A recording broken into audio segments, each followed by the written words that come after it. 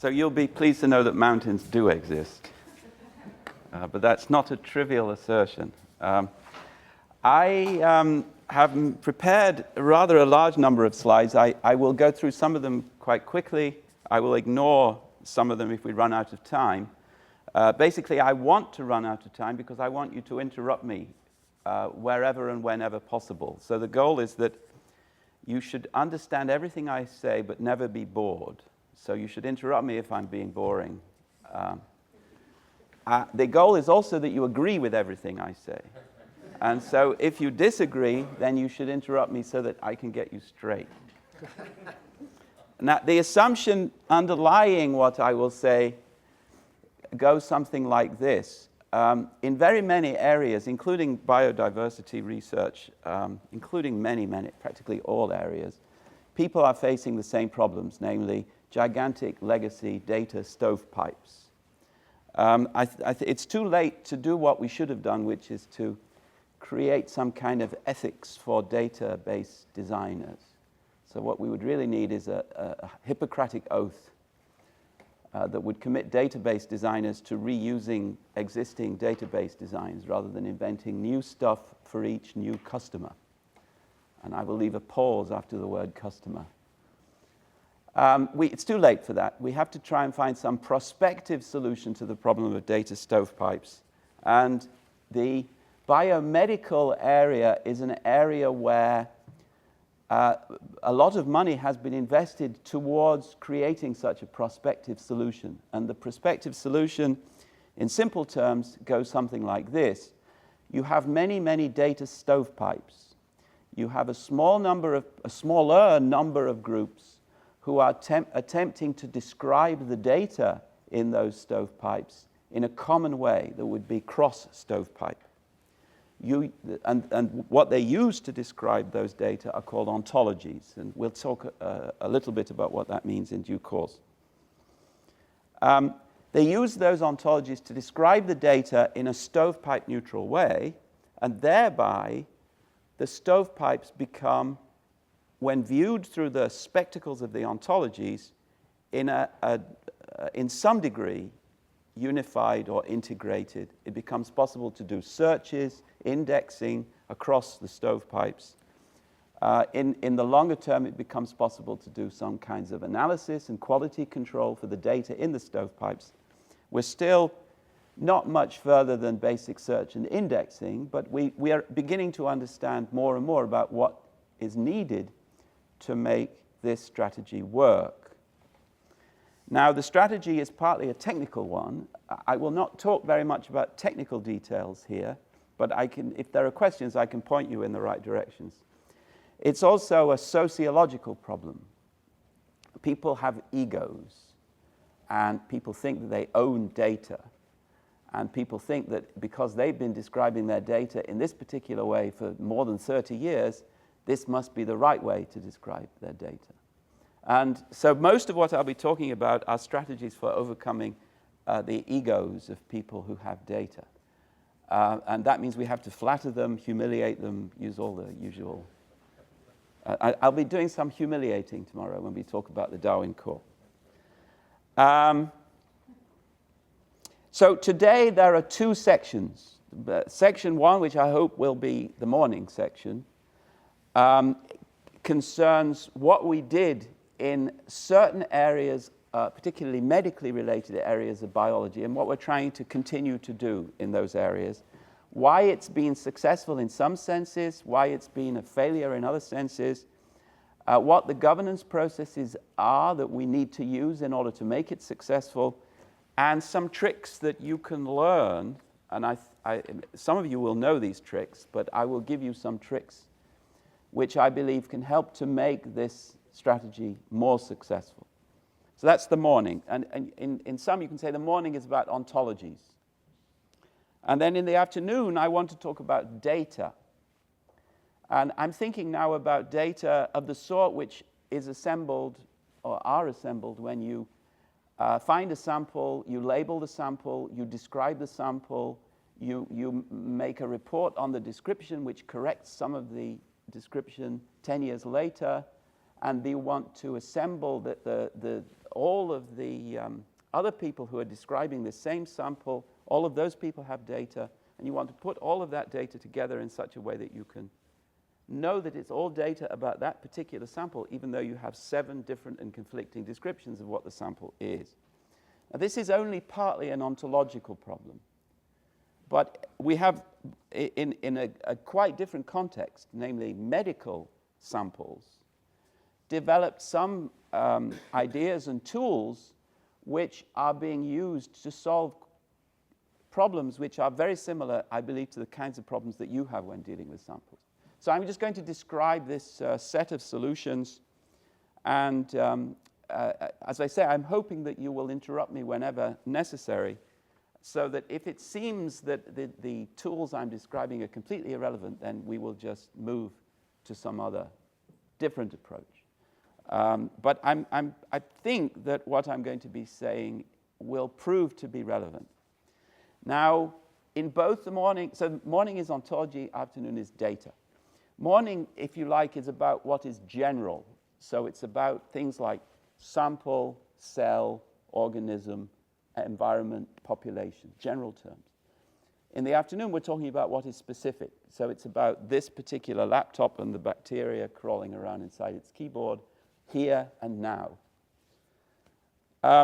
In both cases, I will be describing the results of several years' work, which is what you might call academic work. In other words, it's being done by researchers to experiment with possibilities. In the ontology side, this academic work is already being implemented. It's already being used in every drug company, every major research hospital uses the ontologies I'll be talking about. In the afternoon, the data stuff I'm going to be talking about is much more experimental. It's being used by some hospitals. You will see what can be done with it, I hope. It brings a much clearer approach to handling data than the usual approaches. And all of that will become clear as the day goes on, I hope. So, are there any questions? Good. So let's start the morning then. First of all, this meeting is called Semantics for Biodiversity. And the reason why we gave it that name is because of the growth and importance of the semantic web.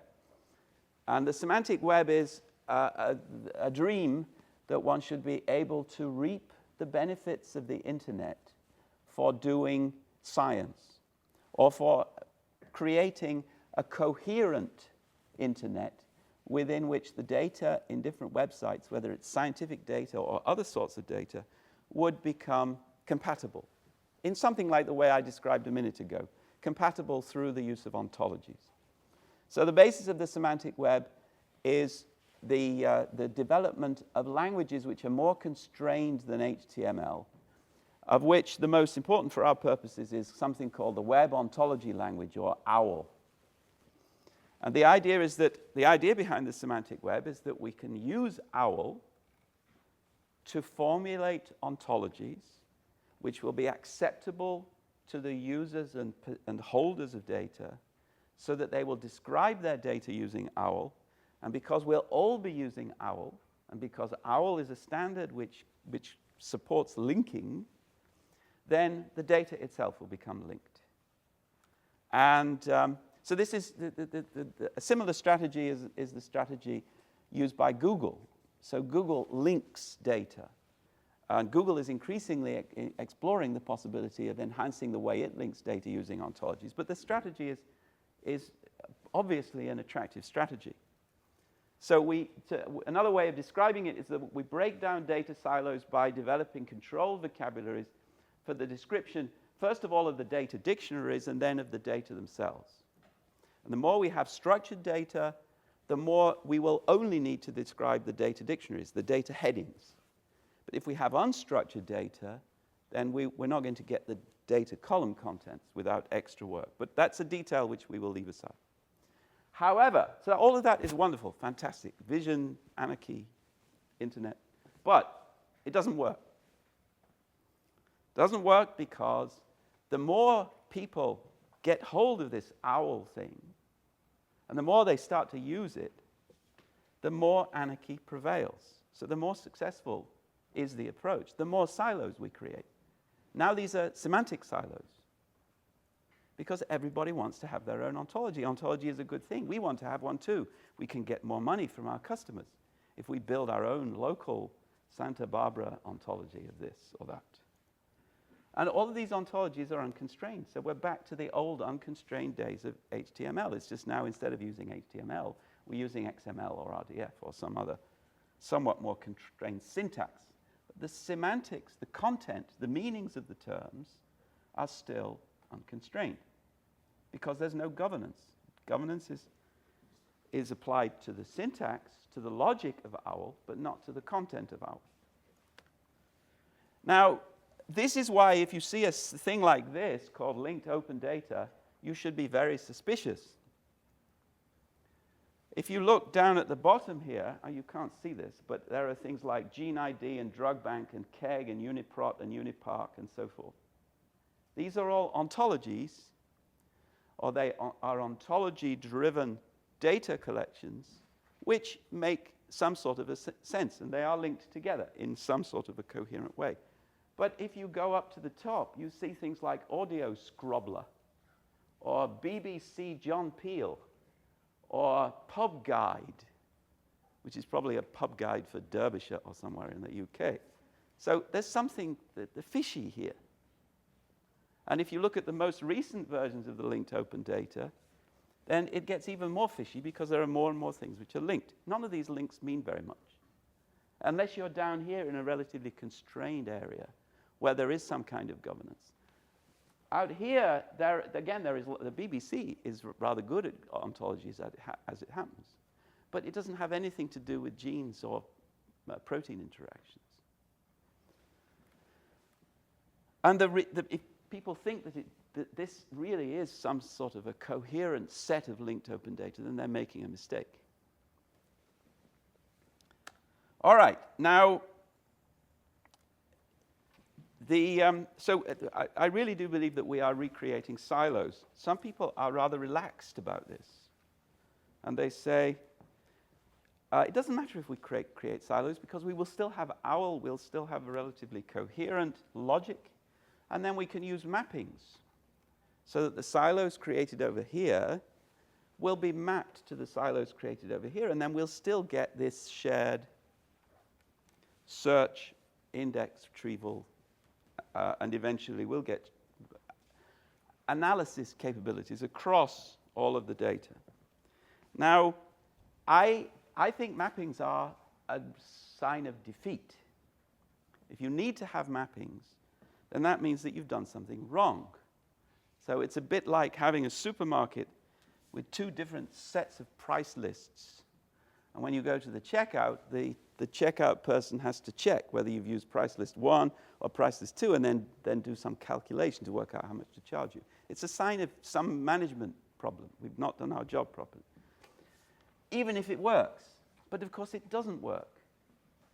And so if you look at some of the mappings which were created for biomedical ontologies, very many ontologies use all to name the topmost term of the ontology. So all phenotypes is the name of the topmost term of the human phenotype ontology.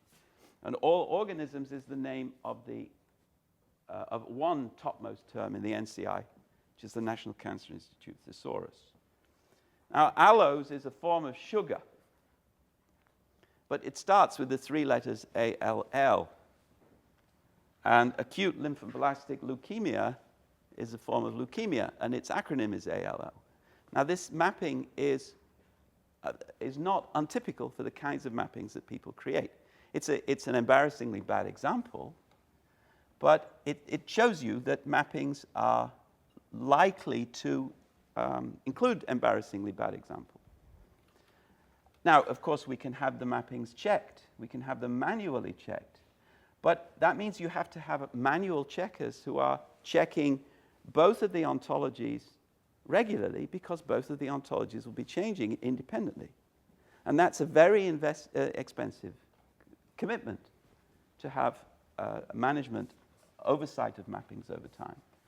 And it's a commitment that people are not typically able to meet.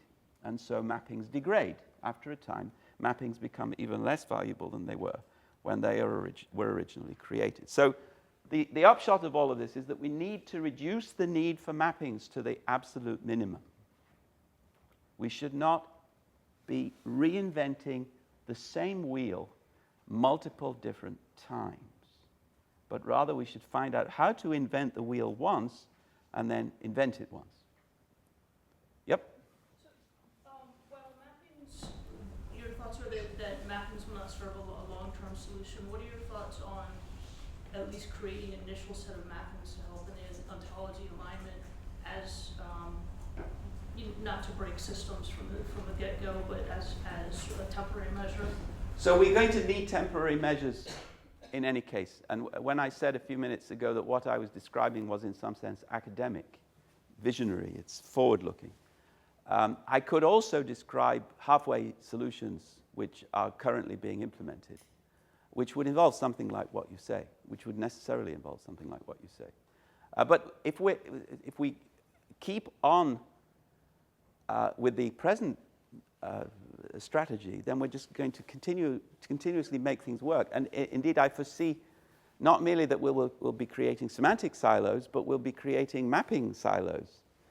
And what we need to do is to find a prospective strategy for convergence upon common ontologies, rather than a strategy to save an unfortunate situation, which in any other area would be regarded as being obviously a wrong track. So wherever you can think of things which are important, a good example which I'll talk about in the afternoon is parcel tracking numbers.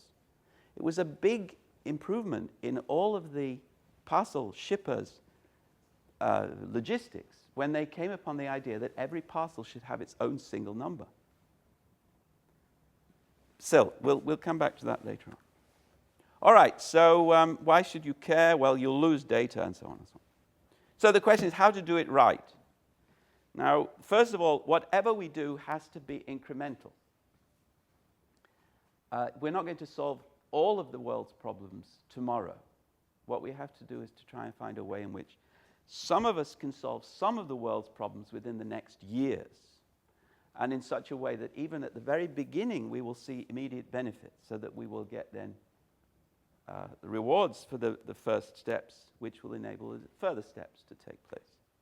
So we need a way of starting small, but then we need an evolutionary process so that the small beginnings will select what is worth pursuing further, and it will kill what is not worth pursuing further. And now that means one of the things that we need to make sure that we have is a way of killing ontologies. And I favor a really painful way of killing ontologies, so that people will learn that there is a risk to doing bad work, yes? Painful for who? Painful for the ontology, let's put it that way. So people should be aware that if they do bad work in ontology, then it will become apparent to other people that they're doing bad work in ontology. And at the moment, because we have this silo problem, there is really no comparison. There's no way in which you can say this is good and this is bad. It's just another silo. And you also have in the computer science world a presumption that there is no good or bad when it comes to an ontology. It's just what's useful or not useful. It's a social question. It's who's dominant? Who has the most money? What we need, if we're going to make this work, is criteria for when you can say that an ontology is good and when you can say that an ontology is bad. And then you need an agreement that people will pursue the good ones and they will junk the bad ones. And now, let me just give you some first idea about what that agreement would look like. So this is the Oboe Foundry. We'll be talking about that later on. The Oboe Foundry is just one example. There are now 3 or 4 such consortia. The Oboe Foundry arose as follows. In around about 2005, there were maybe 50 bio-ontologies which were being developed.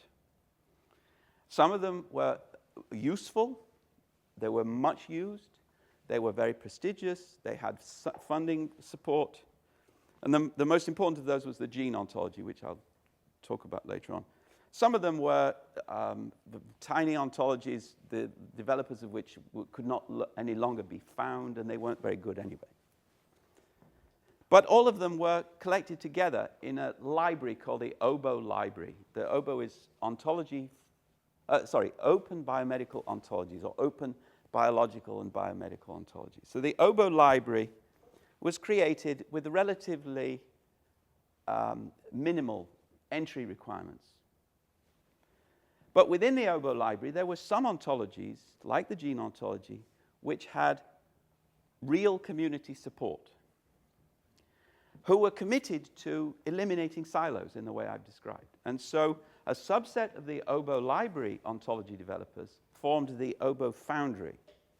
And the OBO Foundry is designed to be a consortium of people who agree to build ontologies collaboratively with the goal of convergence upon one single ontology for each domain. That's not trivial, as we shall see. What is a domain, for instance? But that was the goal, and the idea was that if two ontologies both want, or two ontology groups both want to deal with the same or with overlapping domains, then we would organize treaty negotiations so that they would agree to find a line across which they would devote their respective they would agree to find a line which would isolate the common area where they would share efforts, and then outside that common area they would have a strict division of labor, which means a division of terms. Now, this has a number of advantages. The number of ontologies you need to care about now is smaller.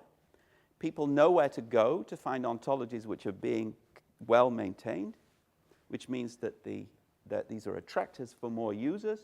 As soon as you get more users of an ontology, you get more data, which is annotated using that ontology, and thereby the ontology itself gets more valuable. And so you have a positive feedback effect. You also incentivize people to work on the ontologies, because the more the ontologies are used, the more people care that they would be in a good quality.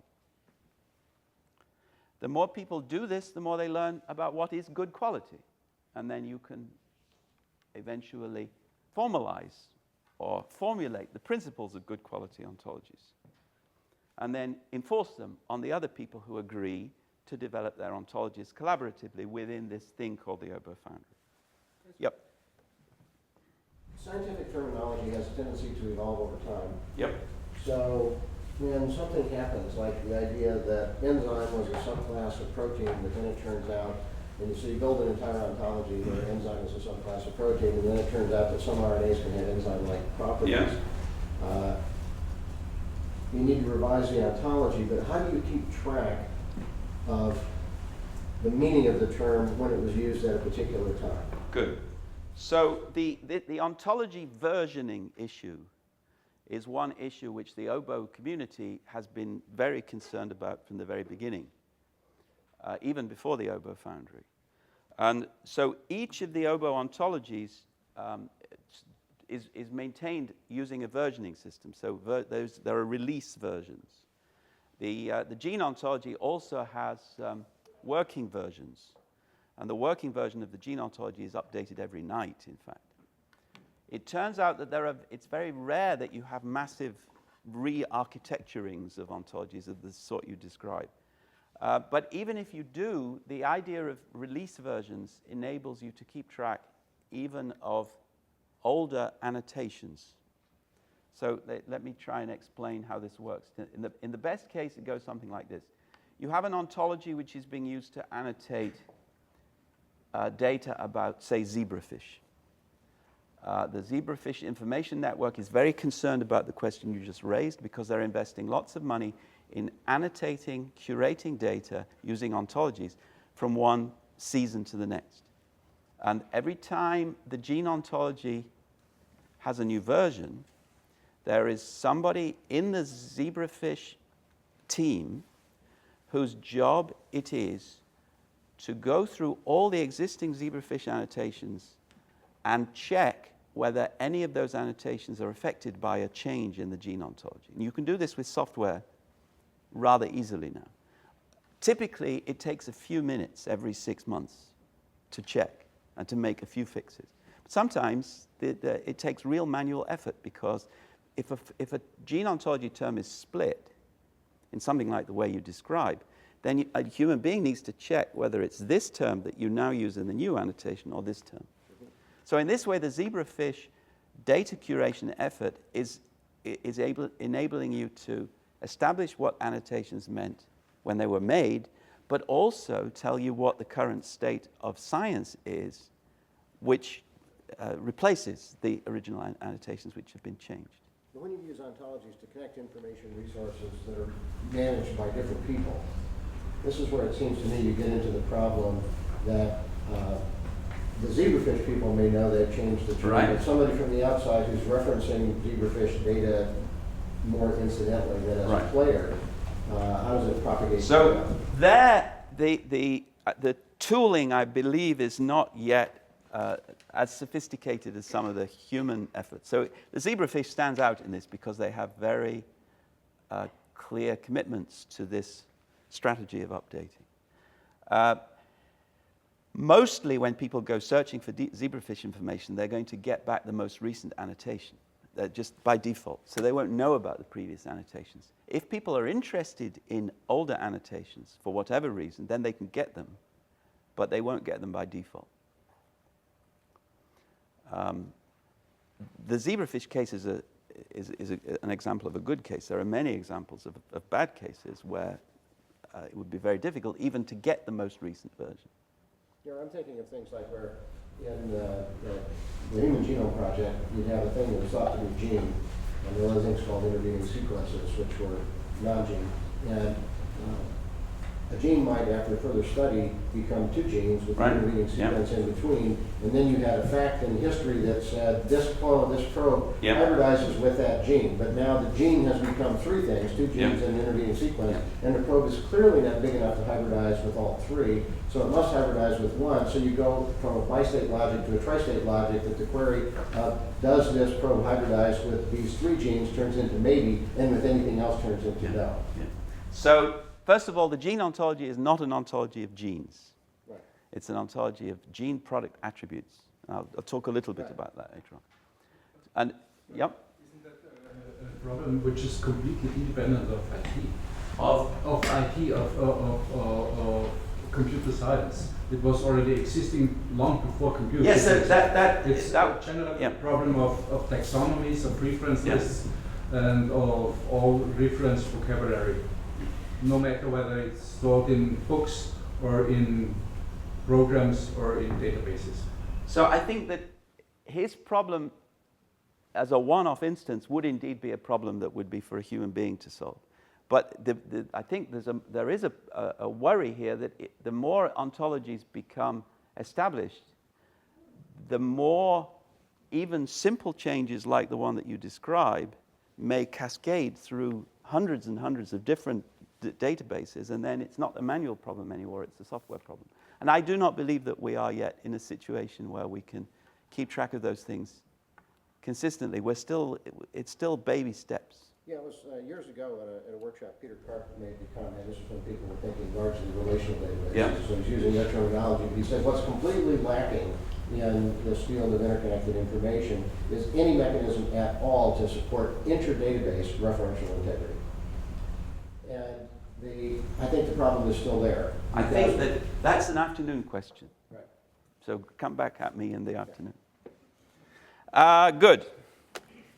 Now, if you go to PubMed, which is the main search resource for biomedical research articles, you will see that there has been a steady increase in the use of the term ontology and or controlled vocabulary over the years. And this increase continues as we speak. But if you go and look inside this data, you will see that there's one ontology which gets nearly all the attention when people are doing biomedical research. And that's the blue ontology here, which is the gene ontology. So the gene ontology overwhelms the other ontologies used by clinical researchers by far. Now, there are many reasons for this, but I think that at least one of those reasons is that the gene ontology is doing something which people find useful. The reason why they use the gene ontology is because they find it useful. Now, why is it useful? I think this is important for this community more than anything else. So it's useful because the gene ontology is a multi-species ontology, or it's a species-neutral ontology. What the gene ontology gives you is a list of terms with definitions structurally organized to support basic computer reasoning, which are terms used to describe the biology of every organism, whatever species it might belong to. Now, what that means is that if data is described using the gene ontology, data about mice or shrimp or whatever other organism you might be doing experiments with, then that data can be compared with corresponding human data. And so you can use the gene ontology as a bridge between the experiments you can do with model organisms and conclusions you might want to draw about human beings. And so that's why medical literature increasingly involves various methodologies which involve the gene ontology. So biostatistics now is a discipline which uses tools which have the gene ontology built in as a matter of course, because the gene ontology turns out to be so useful for statistical purposes when doing many, many different kinds of biomedical research. Now, in the same way, the gene ontology contributes to an additivity or a cumulativity of data. And in this respect, it's a bit like the International System of Units. If everybody is using the same terminology to describe certain basic biological phenomena, then all of those descriptions become compounded together, can be compared easily, in just the same way that by using kilograms and so forth, quantitative results of experiment can be compared easily. Now, the gene ontology is a simple hierarchy. Does anyone want me to go into this, or is it all clear? A more interesting example, a more interesting picture, actually. This is the foundational model of anatomy. How many people have not heard of the foundational model of anatomy? Okay, so the foundational model of anatomy is in some respects the paradigm of good quality ontology work. It's not perfect, but it really is better than anything else that I know. And it's divided along two major axes of the subtype or ISA axis and the part of axis. And so, for instance, the interlobar recess is a part of the pleural cavity, which is a subtype of serous sac cavity, which is a subtype of organ cavity, which is a subtype of anatomical space. This is a tiny, tiny fragment of a gigantic representation of human anatomy, of canonical human anatomy, which means a human being with all the normal parts. Now, the FMA can be applied rather easily to mammalian anatomy. Its structure is being used more generally. For instance, the plant ontology, which some of us here in this room work on, took the foundational model of anatomy, top-level structure, and used it to build the plant anatomy ontology. Now, this is the goal that we should be aiming for. This kind of clarity of top level and consistency between the part of structure and the subtype, supertype structure within an ontology.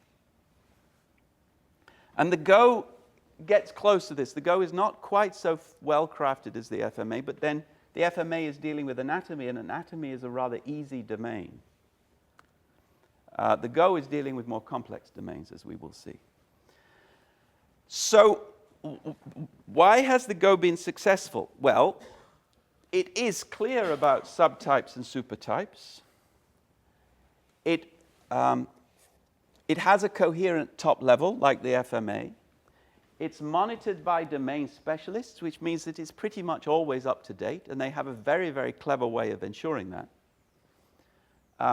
What happens is that the gene ontology is used by paid curators who spend their lives annotating experimental literature with gene ontology tags.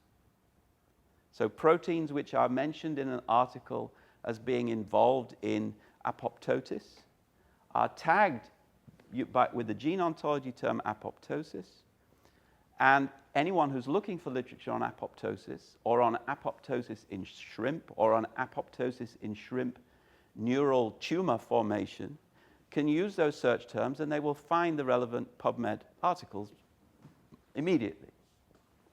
So you can use the gene ontology to search through medical literature in a very, very precise way. But now, because those curators are being paid to curate medical literature or experimental literature generally, they are also paid when they find errors in the gene ontology or gaps in the gene ontology to report those errors or gaps, which means that there is a constant feedback loop between the people using the ontology and the people maintaining the ontology. It has clear versioning principles, which we just talked about. Initially, it was low-tech. Now it's more sophisticated, logically speaking, but a community was developed who were perfectly happy with building and maintaining ontologies like the gene ontology because it was easy to do. It has clear documentation. It's open source. It's subjected to considerable critique, so some people hate it, which is good. It has a rapid turnaround tracker for people on the outside. So if you have a term which you would like to be included, then they have a guaranteed turnaround time for dealing with a term request. It's being used also for educational purposes, and the terms chosen are designed to be terms that biologists are already using. So no strange acronyms. It's designed to be something which biologists will be comfortable with. And the way it's used is to basically annotate data like this. So you associate natural language labels to make structured data cognitively accessible to human beings. And there are three sorts of labels which are used: labels describing the parts of cells, labels describing the functions of molecules, and labels describing biological processes. So this is the really big one. It's not all biological processes. It's a slightly narrower set of what you can think of as canonical. Healthy is almost the right word. So not biological processes inside labs when you soak shrimp in mercury, for instance, to see whether they like it. Just normal biological processes. Now, this gives you about 30,000 terms, which are logically structured. Each one of them has a definition. And that's another key to the Go success, that you can actually find out what the terms mean because they supply definitions, which are quasi-standardized. All right, any questions? Yep. It does not provide representation of diseases and Yep. symptoms. Can you tell us why that's a strength or that's good? Or? So that's, in a way, a strength because it leaves room for the division of labor. And one of the keys to this prospective strategy I'm describing is that we need to find a way in which we can reap benefits from the division of labor without creating incompatible silos. So if the gene ontology had covered diseases, we would need still to create a module within the gene ontology for diseases. Instead, we create a separate ontology for diseases. But we do it in such a way that it's compatible with the gene ontology. So it's seen as not generic enough to put it at the core, the generic core. So this is an interesting question. If you look at this list, you agree that a disease is not a cell part. Tell me if you disagree. A disease is not a molecular function. Is a disease a biological process? Now, I think not, actually. I think that there are biological processes, for instance, immune system processes, which are involved in diseases. But the disease is not the immune system process. Immune system processes are in the gene ontology. So what is a disease? I'll talk about that later on. I will reassure you that diseases do exist, like mountains. But they're not trivial denizens of nature. So what happened was that the gene ontology established itself. It's three ontologies: an ontology of cellular components, an ontology of molecular functions, an ontology of biological processes.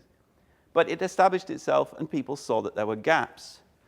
And so we created the OBO foundry. The yellow parts are the gene ontology. And the idea is that diseases will go roughly here, anatomy will go here. We need some kind of an organism taxonomy here, and we use the NCBI taxonomy as a makeshift, but it's by no means an ideal solution. We now have a cell ontology here. We have a small molecule ontology. We have a sequence ontology. We have a protein ontology.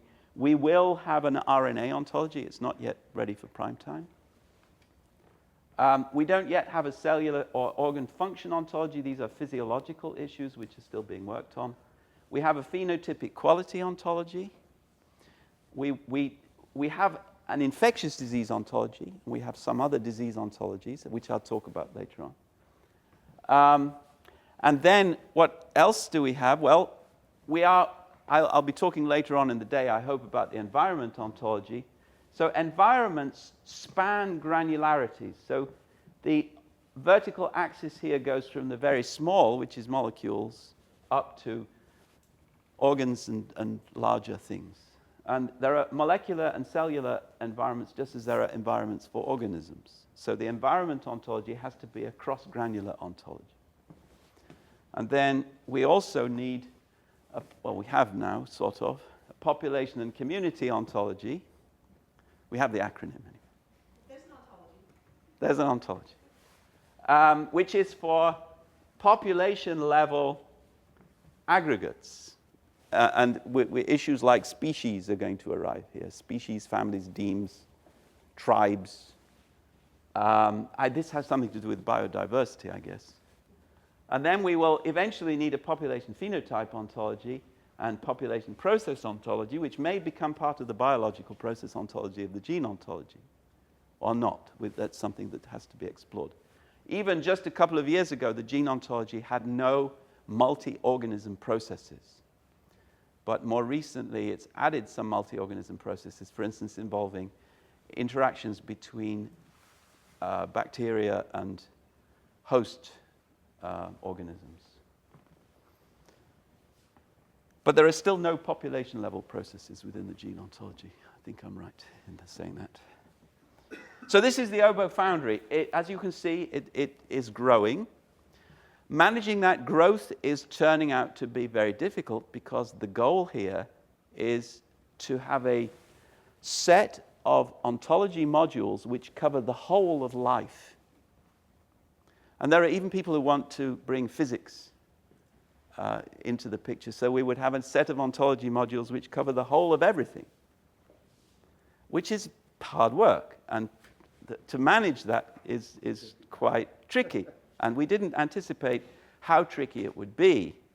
And so while we do have, for the things down here that I talked about, so we have very good relations between the pro, the FMA, the GO, the cell, which means this part. With regard to some of these other things, we are either we haven't made much progress yet, or we're having problems creating the bandwidth to ensure the necessary agreements are reached. So remember, we have treaty agreements. I'll give you one example where we do have an agreement. The protein ontology deals with proteins. Some proteins are regarded as cellular components. The gene ontology has a cellular component ontology which includes those proteins. So there seems to be a clash because the protein ontology wants to deal with protein complexes which are in the cell ontology, which are in the gene ontology. Well, we've solved that problem. We've found a way in which there can be non-redundancy between the GO and the pro. And we've come to other such agreements in other areas too. Just very So it's looking at the, for the population and community ontology, and it looks like there's... Don't look at me, look in that direction. There's a Google code site for it, and it says in the Google code site that it's rooted in the basic formal ontology, and I looked at the basic formal ontology, but it's not on the list, so I was just curious what you mean by rooted in the basic formal ontology. Well, Barry, you should actually I about the basic I form. can answer that, and But will I think- answer that yeah. question in just a few slides. Okay. So, Yeah, it basically means that the upper level, the sort of root terms for the population community ontology are terms from the basic formal ontology. So Yeah, all that's of what I- all the classes of the PCO are subclasses of BFO terms. Okay. But I'll explain how that I think I was works. referring more to, I think, how it's administered, I guess. yes, so then I think I can talk about that in general terms now. So, all of the oboe foundry ontologies are designed to be interoperable with each other, so that it's really a common team effort. And that means that they have to share a common top-level ontology. Either they start ab initio from this common top-level ontology, which is called basic formal ontology, and populate downwards. So each term is defined as a subclass of some term in buffer. Or they reverse engineer. So the gene ontology was reverse engineered in a way to be conformant to buffer. And so they have a common top-level ontology, and there has to be a certain information sharing. So when Ramona started work on the PCO, then she informed people, I'm going to create this thing, and these will be the top level, and this will be the domain. And so everyone knows that if they want to work on a population ontology, they should be talking to Ramona. And as long as they are committed to the idea of collaborative ontology development and to the division of labor and so forth, then they will follow those rules. Did they set up rules for this collaboration? Is there? Did you establish a guidance rules or a governance for that? We have governance rules. The governance rules are rules which are based upon ideas such as the following. Each ontology will have an editor-in-chief, as it were, who will also be the liaison with the coordinating board of the whole oboe foundry. And the coordinating board of the whole oboe foundry determines things like when treaty meetings need to be held, what the top level should be, what the preferred syntax should be, those kinds of questions. So general questions are dealt with by the coordinating board, and the individual ontologies are otherwise pretty free to do what they want within the rules. And now where the hurdles arise is the following. In N number of months, Ramona will be ready with a version of PCO which she wants to be submitted to the oboe foundry for membership. But that means we have a review process, and the review process is also formulated in terms of rules. What we do not have are sufficiently many skilled reviewers, because reviewing means finding holes, finding gaps, criticizing, shouting, wheedling, needling, and that's the hard part. And we've managed to get the review process underway for the first group of ontologies. Now we're coming to the second group of ontologies, and it's been delayed because of these manpower or resource issues. And that's partly because we really do have a shortage of expertise at doing this governance-based ontology development. Because you need to be an expert at ontology and a domain expert, and you need to have governance. So maybe we'll just give this to the Austrian government and let them deal with it. Yeah, when I look at the terms population and community, those are, you appended ontology to them, but those are actually subdisciplines of a field called ecology. So if you went to an ecology department, you would learn population ecology and community ecology, which is the study of organisms interacting at those levels of organization that have some, a number of, but somewhat formalized definitions. So I think, this is where my group has been working largely with the realm of ecology. There's a lot of engagement with earth sciences there, earth and environmental sciences. So OBO, the B stands for? Biological and biomedical. Oh, it's BBO. well, it started biological, then it was changed to biomedical for grantsmanship reasons, and some people now want to go back to biological, but the working compromise is that really we mean biological and biomedical. I see. So, but I think that this is a really good point, because I would obviously be interested in PCO. I mean, it would be really important to my clients. But at the same time, what the earth and environmental sciences, like the geosciences, geography, oceanography, they've got their own semantic sectors. Yeah. And do you see everything happening inside of OBO? No, on the contrary, I'm a big believer in the division of labor, and so I would be really happy if a group could be formed which would deal with environments, ecology, evolution. Those kinds of topics have not really had the attention that they deserve within the OBO community, because there is still a tendency to lean in the direction of what will be relevant to human health. And So you have the environmental ontology that was cutting across all the Yes, levels of yeah. biological organization. And you know, I've looked at a lot of these ontologies, and from the perspective of an ecologist, there are often a lot of terms that are either missing Yeah, yeah. or showing disciplinary specialization that wouldn't be appropriate for my domain. Pierre, And I are you listening? No. So Yeah, I think he is listening. He probably has his mic on mute right now. I just Okay. figured there's So there's a in the problem hope that communicating Pierre is process. listening, the person who is the de facto developer of the ENVO ontology in Bremen, I'm working with him to try and clean up the top level. But I think that we need to make the environment ontology a workable solution.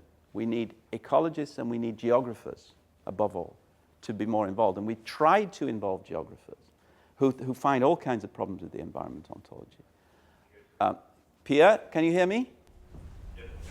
So we were talking about the next steps within the environment ontology, and I was just stating that we need to involve ecologists and geographers to a much greater degree than we have so far. And there is sorry, I don't know your name. Mark the idea for finding what has been, I guess Melvin will be able to tell you about that too. The initial formation phase of ENVO was a greedy term capture, grabbing in ideas, trying to define the domains that existed. And now the refinement process, Barry and myself are going through the top levels, trying to align them to the basic VFO. And then it will start defining the domains more clearly and precisely. And then the division of labor to the geographers, the geospatial scientists, and the ecologists, and arriving at definitions that are both accurate in a domain sense, but functional in an ontological sense. This will then proceed from there. So I guess we should try and recruit you to be part of this. But there are other major efforts. For instance, in the Earth Sciences suite has a huge number That's of environmental. SWEET. Yeah. Yeah, so we should probably talk about that offline. So I think that there are problems with Suite, which is that they really did build those things very quickly, and sometimes it shows. But they have the right sort of principles, so they do believe in the division of labor, in modules, and so forth. I also think that we need to explore how we can get the suite, with a SUITE, of ecological and environmental ontologies created in a way which will be maximally effective. And that means that the specialists in the domains will respect these things as being sufficiently terminologically mature to meet their needs. Okay, so not everything should go in here, and I would be really happy if we could find other ways of parceling out some of the work. So there is something called the NIF standard, which is the Neuroinformatics Framework standard, which is based on the same methodology. It takes some parts of this, but then develops neurological ontologies in a much greater detail and systematicity. And that's exactly the kind of thing that we need to, I think that we need to promote within the biodiversity area. So, any more? I I guess the answer to Mark's question still isn't entirely clear to me. When you're saying that you want to bring in geographers and earth scientists to achieve a better division of labor, do you mean bring them into Obo Foundry, or do you mean bring them into the entire effort to form their own sort of open earth sciences? Yep. So my suggestion, which is a very, it comes out of my own appreciation that this is an over-ambitious scheme here. My suggestion and hope is that the community of people interested in an ontologically mature, controlled vocabulary for ecology, environment terms would create some approach along these lines.